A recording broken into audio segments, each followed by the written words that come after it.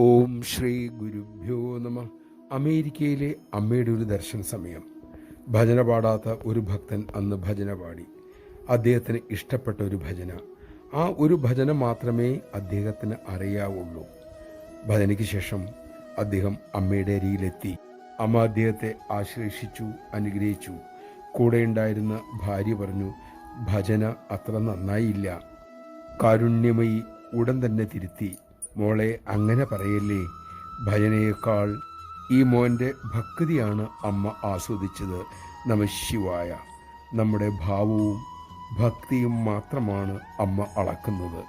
അതിനർത്ഥം ചിട്ടയോടുകൂടി നിഷ്ഠയോടുകൂടി സംഗീതമോ ഭജനയോ പഠിക്കേണ്ടതില്ല എന്നല്ല. എത്ര നന്നായി പഠിച്ചാലും അതിന് സുഗന്ധമേകുന്നത് നമ്മുടെ ഭാവമാണ്. ഏത് കാര്യത്തിലും ഭക്തിഭാവത്തോടെ വിനയത്തോടെ എല്ലാം ചെയ്യുവാൻ നമുക്ക് സാധിക്കട്ടെ.